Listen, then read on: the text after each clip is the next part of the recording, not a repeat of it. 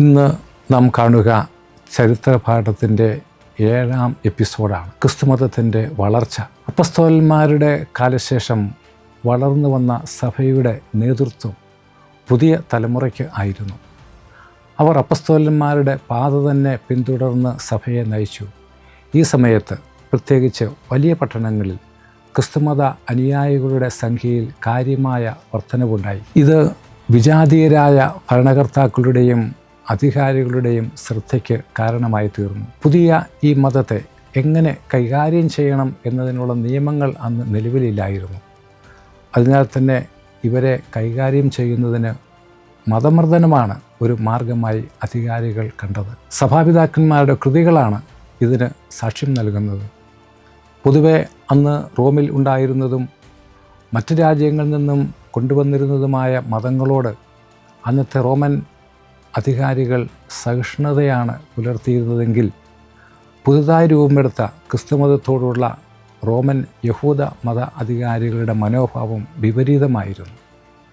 അതിനു കാരണം ദൈവത്തെപ്പറ്റിയുള്ള ഈ പുതിയ മതത്തിൻ്റെ വ്യത്യസ്തമായ കാഴ്ചപ്പാട് ആയിരുന്നു. ലോകത്തിൻ്റെ മുഴുവൻ സൃഷ്ടാവും രക്ഷകനും ആണ് ദൈവം എന്നും ആ ദൈവം സ്വപുത്രനിലൂടെ മനുഷ്യനായി അവതരിച്ചുവെന്നും ആ ദൈവത്തെ മാത്രമേ തങ്ങൾ ആരാധിക്കുകയുള്ളൂ എന്നുമുള്ള അവരുടെ ഈ വാദം ഈ മതത്തോടുള്ള റോമൻ അധികാരികളുടെ എതിർപ്പിന് കാരണമായി. എന്നാൽ ക്രിസ്തുമതത്തോടുള്ള എതിർപ്പ് കൂടുതലായും യഹൂദരിൽ നിന്ന് തന്നെയായിരുന്നു. വിപ്രവാസത്തിലായിരുന്ന യഹൂദരിൽ നിന്നും അവിടെയുള്ള വിജാതിയരിൽ നിന്നും ധാരാളം പേർ ക്രിസ്തുമത വിശ്വാസികളായിത്തീരുന്നത് യഹൂദ മേധാവിത്വത്തിന് അംഗീകരിക്കാനായില്ല. ആദ്യകാലങ്ങളിൽ ക്രിസ്തുമതം സ്വീകരിച്ച യഹൂദ ക്രൈസ്തവർ ജൂഡയോ ക്രിസ്ത്യൻസ് യഹൂദമതം അനുശാസിക്കുന്ന സിനഗോഗ ശുശ്രൂഷകളിൽ പങ്കെടുത്ത ശേഷം ഞായറാഴ്ചകളിൽ വൈകുന്നേരങ്ങളിൽ ഏതെങ്കിലും ക്രൈസ്തവ ഭവനത്തിൽ ഒരുമിച്ച് ചേർന്ന് ക്രൈസ്തവ ദേവാലയം അന്ന് സ്ഥാപിക്കപ്പെട്ടിരുന്നില്ല സമ്മേളിച്ച് അവരുടെ പ്രാർത്ഥനാ ശുശ്രൂഷയിൽ പങ്കെടുത്ത് പ്രത്യേകിച്ച് അപ്പം മുറിക്കൽ ശുശ്രൂഷയിൽ പങ്കെടുത്തിരുന്നു. എന്നാൽ ഈ കർമ്മങ്ങളെ അധാർമിക സമ്മേളനങ്ങൾ ആയാണ് ചില അധികാരികൾ അന്ന് കണക്കിലാക്കിയിരുന്നത്. ഞങ്ങളാകട്ടെ യഹൂദർക്ക് ഇടർച്ചയും വിജാതിയർക്ക് ഭോഷത്വവുമായ ക്രൂശിക്കപ്പെട്ട മിശിഹായെ പ്രസംഗിക്കുന്നു എന്ന വിശുദ്ധ പൗലോസിൻ്റെ വാക്കുകൾ ഇവിടെ ശ്രദ്ധേയമാണ്. യഹൂദർക്കും വിജാതിയർക്കും ഒന്നുപോലെ പുതിയ മതത്തെ അംഗീകരിക്കാനായില്ല. യഹൂദരും ഗ്രീക്കുകാരും അഥവാ വിജാതീയരും പൊതുവെ ക്രിസ്ത്യാനികളെ വെറുത്തിരുന്നു. അതിന് പല കാരണങ്ങളുണ്ട്. വിജാതീയ മതങ്ങളും ക്രിസ്തുമതവും തമ്മിൽ വലിയ വ്യത്യാസങ്ങളുണ്ടായിരുന്നു. വിജാതീയ മതങ്ങൾ ബഹുദൈവ വിശ്വാസമാണ് പുലർത്തിയിരുന്നത്. ഇവരുടെ ആരംഭവും വളർച്ചയും തളർച്ചയും എല്ലാം അതത് രാജ്യത്തിൻ്റെ വളർച്ചയോട് ബന്ധപ്പെട്ടായിരുന്നു.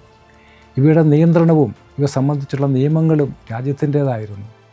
എന്നാൽ ക്രിസ്തുമതം ശക്തമായ ഏക ദൈവ വിശ്വാസമാണ് പഠിപ്പിച്ചത്.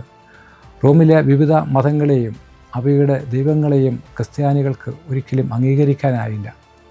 റോമിലെ വിവിധ ദൈവങ്ങൾക്ക് വേണ്ടി സമർപ്പിക്കപ്പെട്ടിരുന്ന പാന്തയോൺ എന്ന വിജാതീയ ക്ഷേത്രം ക്രിസ്ത്യാനികൾക്ക് ഒരിക്കലും അംഗീകരിക്കാവുന്നതോ സ്വീകാര്യമോ ആയിരുന്നില്ല. റോമൻ അധികാരികൾ ആദ്യം ക്രൈസ്തവരോടും അവരുടെ ആശയങ്ങളോടും സഹിഷ്ണുതയോടെയാണ് വർത്തിച്ചിരുന്നത്.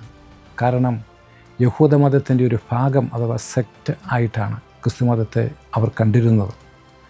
യഹൂദമതം അന്നത്തെ വളരെ ശക്തമായ ഒരു മതവും റോമാ സാമ്രാജ്യത്തിൽ ഉടനീളം അറിയപ്പെടുന്നതും ആയിരുന്നു. അതിൻ്റെ ഭാഗമായ ക്രിസ്തുമതത്തോട് ആദ്യകാലങ്ങളിൽ അധികാരികൾക്ക് ബഹുമാനം ആയിരുന്നു. യഹൂദ മതത്തിൻ്റെ തണലിലാണ് ക്രിസ്തുമതം അനുവദിക്കപ്പെട്ടിരുന്നത്. 1-ാം നൂറ്റാണ്ടിൻ്റെ ആദ്യ പകുതിയിലെ സ്ഥിതി ഇതായിരുന്നു. എന്നാൽ താമസിയാതെ അധികാരികളുടെ ഈ സഹിഷ്ണുതാ മനോഭാവത്തിന് മാറ്റം വന്നു. കാരണം ശക്തിപ്പെട്ടു വരുന്ന ഈ പുതിയ മതം യഹൂദമതം പോലെ ഒരു പുരാതന മതമോ അതിൻ്റെ ഒരു ഭാഗമോ അല്ല. പിന്നെയോ ഗലീലിയക്കാരനായ ഈശോ എന്ന ഒരു വ്യക്തിയുടെ ശിഷ്യന്മാരാൽ പ്രചരിപ്പിക്കപ്പെടുന്ന ഒന്നാണ് എന്ന് അവർ മനസ്സിലാക്കാൻ തുടങ്ങി. മാത്രമല്ല ഈ മതം ലോകത്ത് എല്ലായിടത്തും പ്രചരിപ്പിക്കാനാണ് ഇതിൻ്റെ അനുയായികൾ ശ്രമിക്കുന്നത് എന്നും അവർ ചിന്തിക്കാൻ തുടങ്ങി. മത്തായി 28:20 വ്യക്തമാക്കുന്നത് പോലെ ക്രിസ്തുമതത്തിൻ്റെ ലക്ഷ്യവും ഇതുതന്നെ ആയിരുന്നു. അങ്ങനെയെങ്കിൽ ഈ മതം ലോകത്തെ മുഴുവൻ കീഴടക്കും എന്നും ഇപ്പോൾ നിലവിലുള്ള റോമൻ മതങ്ങളെ അത് ഉന്മൂലനം ചെയ്യുമെന്നും റോമൻ അധികാരികൾക്ക് ബോധ്യമായി. 1-ാം നൂറ്റാണ്ടിൻ്റെ അവസാനമായപ്പോഴേക്കും റോമാ സാമ്രാജ്യത്തിൽ മാത്രമല്ല അതിന് പുറത്ത് പേർഷ്യയിലും ഇന്ത്യയിലും വരെ ക്രിസ്തുമതം പ്രചരിക്കാൻ തുടങ്ങിക്കഴിഞ്ഞിരുന്നു. അതിനാൽ റോമൻ അധികാരികൾ അനുദിനം വളർന്നുകൊണ്ടിരുന്ന ഈ മതത്തെ രാജ്യത്തിന് ഭീഷണിയായി കാണാൻ തുടങ്ങി. ക്രിസ്തുമത ആശയങ്ങളുടെ വൈശിഷ്ട്യവും ക്രിസ്തുമതത്തിൻ്റെ വ്യാപനവും ക്രിസ്താബ്ദത്തിൻ്റെ ആദ്യ നൂറ്റാണ്ടുകളിൽ എന്നല്ല ഇന്നും ഇവിടെയും ശത്രുക്കളെ സൃഷ്ടിക്കും എന്ന് ചരിത്രം നമ്മെ പഠിപ്പിക്കുന്നു.